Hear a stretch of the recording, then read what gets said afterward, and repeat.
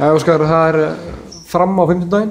Já, toppliðið, gaman að fá Stefán inn aftur, hann gerði frábæra hluti hérna með valsliðið í 5 ár og framarinn múin að spila vel í vetur og verði yfir anstæðingar, þannig að ég spenntur að fá það hérna og við þurfum að eiga toppleik til að vinna fram eins og staðan núna og það náttúrulega bara það sem stefnum á að gera, með góðum stuðning allt hægt. Það eru taflausar? Já, það eru taflausar, þetta er svona talað aldrei að Fram og Gróta sé búin að vera svona sterkustu liðin og framararnir eru kannski náttúrulega að fá Steinun og Ástubjörnu sem voru meiddan mikið í fyrra, að fá góða markmann frá Argentínu. Það eru með Lísu og Línunni sem eitt svona kannski hættulegasti sóknarlínumæður í deildinni á sem Bryndís okkar og svo fengu það Guðrún líka aftur Örfendur Hornamann, þannig að svona skemmtileg blanda í framliðinu og ég hugsa að sé svona jafnvel mesta breytni þar.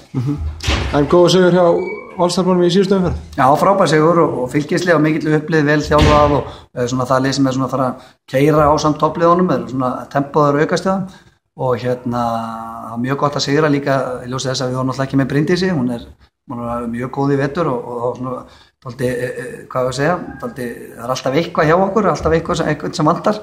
Mér finnst alltaf gott að klára þetta og síðustu mínúturnar líka voru góðar sem eru mikilvægustu mínúturnar, það unnum við 8-1 held ég og það var frábært 2 stig. 3 sigrar í fyrstu 7 leikjunum, ánægður með svona niðurstöðuna?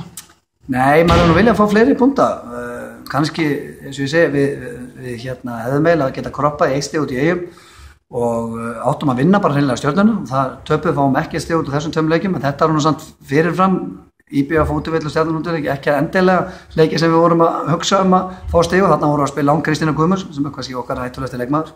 Þannig að leikirnir þar voru góður en maður hefði viljað fá stig og jafnvel fleiri en 1.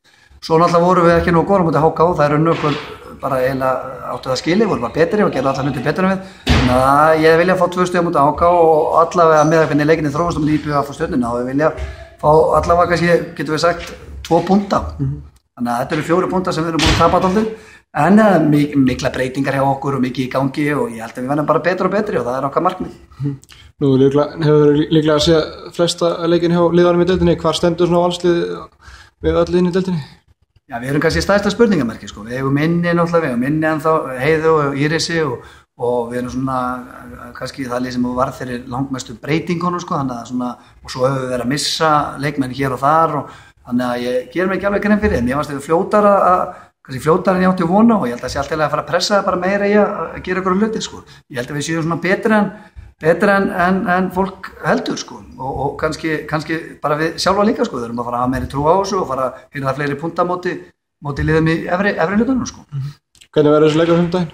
Ég hugsa að verði mjög skemmtilegur. Stefán spilar alltaf, það er mikil keisl alltaf á hans liðum og skemmtilegur svona handbolti, hann er svona verið eitt reyndasti kvenna þjálfarinn finnst mér, eitt sá besti þar. Þannig að ég held að þetta verði bara toppleikur og ef undirbúningur nokkað verður góður núna, við vorum að æfingu áðan sem gekk allt í lagi og svo er æfingu morgun á miðvikudag og svo er það vídeo og allt þetta og búin að undirbúa okkur vel þá ég vona því að við getum strýttum allt verulega en fyrirfram er alltaf fram miklu líklega lið en það er allt sett í boltanum.